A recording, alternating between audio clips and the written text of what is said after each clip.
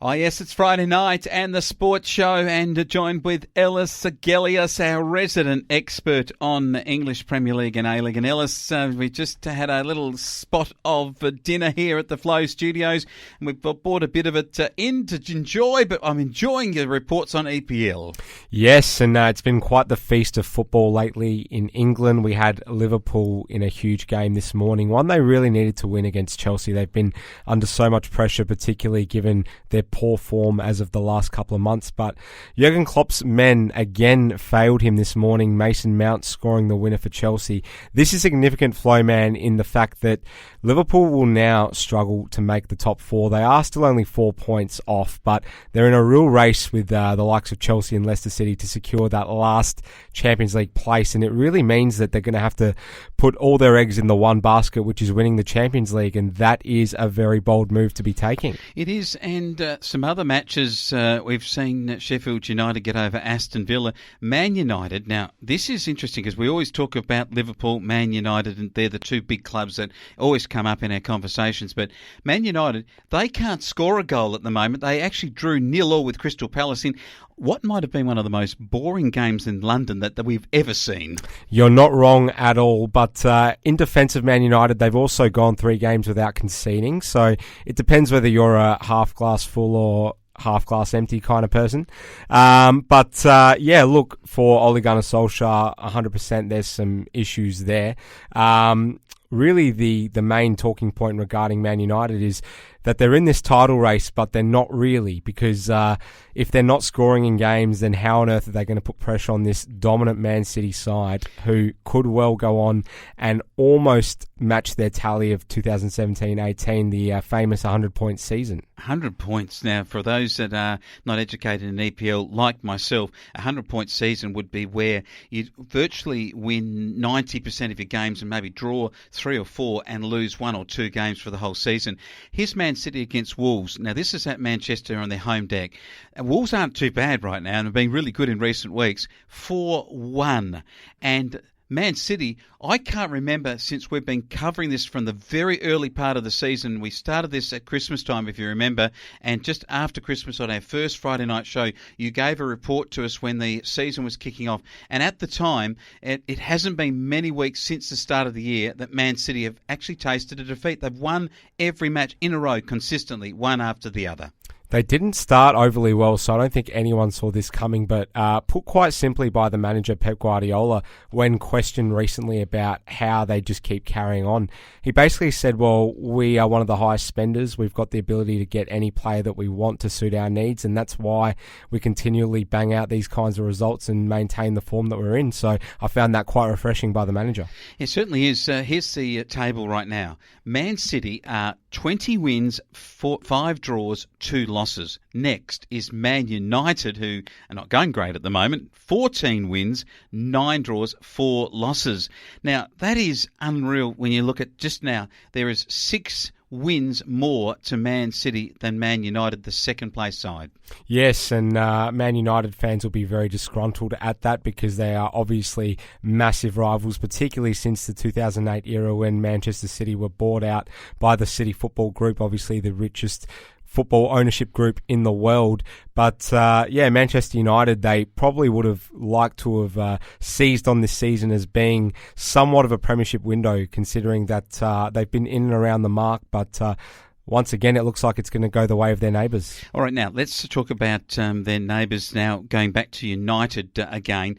They had a brilliant season, the Premier League best in the history of the game. And we're talking about this year, Man City maybe being in that top 6 or 7 seasons of all time. Man United were one of those in 95-96, what people regard as one of the great seasons. Yes, absolutely. But it's important to note that that was a different time. I think what we're seeing now under Manchester City and how fluent they are under Pep Guardiola, he's revolutionised the game there. So people will talk mainly about the fact that there's this whole new brand of football. It's way more of a fluent game, ball on the deck at all times. Obviously, back in the day, it was much more of a results-driven game, and I think that will point to how special Man City are at the moment. Most definitely special, that is for sure. Man City, and this season is unfolding, and they look like they will be the side that everyone is looking to beat. Okay, if we're looking at who's playing who in the next couple of days, what are the games that we should be looking forward to? Yes, we've got some big games coming up. It feels as though you blink and you miss at the moment when it comes to the Premier League, but we've got Everton coming up against Aston Villa. Now, Everton started the season with a bang, and they'll be looking to get in and amongst the winner's circle because they won this morning, and they really need to get a bit of a run going because there's pressure already mounting on Carlo Ancelotti, the famous manager there. Spurs will look to beat Southampton. That's a game that we'll eagerly anticipate, given that Tottenham are still in that race for the top four as well. Arsenal never get it done easily on the road when they travel to Burnley. That'll be another one to look out for. Burnley, never an easy place to go, particularly on a cold winter's night in England. And then you've got some other interesting propositions. Newcastle away to West Brom, both sides near the bottom three, so one to look out for there as well.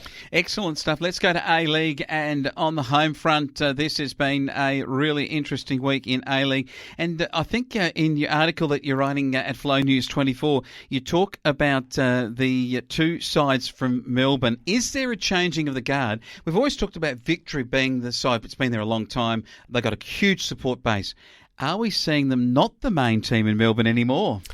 You may well be. Melbourne Victory, obviously a founding club in the league. Look, right now it's a strange time. They're really struggling. They've got no identity, a dwindling fan base, and we haven't seen them, even when you consider the 17-18 title triumph, which was really an underdog story. They haven't done a lot in a very long period of time. And Melbourne City, comparatively, are starting to get a run together. We've seen that they're looking to expand out their infrastructure into the southwest of Melbourne as well, which is obviously very significant. And I think you may well see a lot more fans getting behind the City cause whilst Victory are in their struggles, and obviously the two will meet Saturday night. They are going to talk about that as a big match, but last week West Coast Mariners 2 over Perth Glory 1, Melbourne City, who you're mentioning, 2 over Western Sydney Wanderers, no score. Wellington, they have come across from New Zealand maybe to get away from the COVID over there at Auckland. They beat the Newcastle Jets 2-1, and MacArthur having a great start-up season. What about this? 1-0 over Sydney. Something for the Campbelltown faithful to get really excited about beating Sydney, the big city snobs. Absolutely, that's how they'll see it. And Sydney struggling to find their feet at the moment, the reigning champions. But MacArthur, they are absolutely dominant on the road, so it'll be interesting to see what happens when they meet an informed Mariners this weekend. Certainly one to look out for. Western United 4 over Melbourne Victory 3. Adelaide United continuing a bit of a purple patch, 3 over Western Sydney 2. And that was a good effort from United because they had to really fight to get that one. They did. They made it hard for themselves. They should have had this one in the bag much earlier on in the piece, but once again, Adelaide United just utilising their ability to play counter-attacking football, and they reap the rewards. Reaping the rewards was Perth Glory 3 over Brisbane Roar 1. It gives the table something like this. Central Coast, a bit of a wobbly there for them, but they are on top still with 21 points. MacArthur, as you mentioned, they are at 17, and Brisbane Roar 14. Western Sydney 13. Adelaide United, a couple of little purple patch games up into 5th and 13. Perth Glory 12. Melbourne City 12, Western United 11, Sydney 11, Newcastle 11, and then down at the bottom, Wellington Phoenix and Melbourne Victory. Yes, obviously very, very tight placements at the moment in the A-League. What's been really interesting is the fact that there's been no clear front runner when it's come to consistent results. We've seen the Mariners mount a very impressive run, but then they obviously came to a struggling Adelaide United, weren't able to win there. Perth Glory winning at home easily, but then struggling away from home.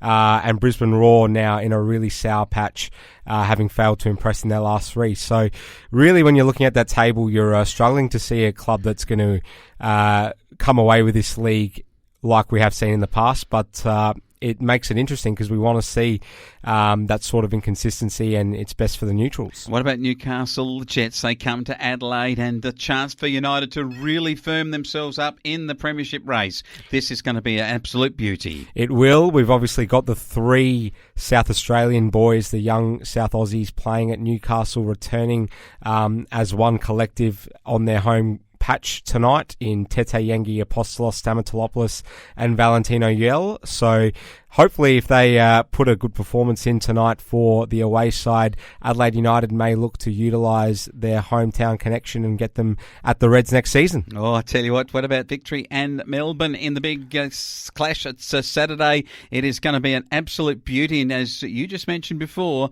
is this the bragging rights? Is this the changing of the guard? I certainly think it could be. I think right now you've always got to consider the fact that in a derby like this, form sort of goes out the window, but I really kind of think you'd be pretty brave not to bet on Melbourne City to get the 3 points out of this one, Flowman. And we got a couple of other good games where Wellington Phoenix get Perth Glory at the bottom of the ladder, and Western United take on Western Sydney in what should be a terrific game. Looking at what's happening in the world of football with Ellis Gelios, it's great to be able to cover it all here on the Friday Night Sports Show.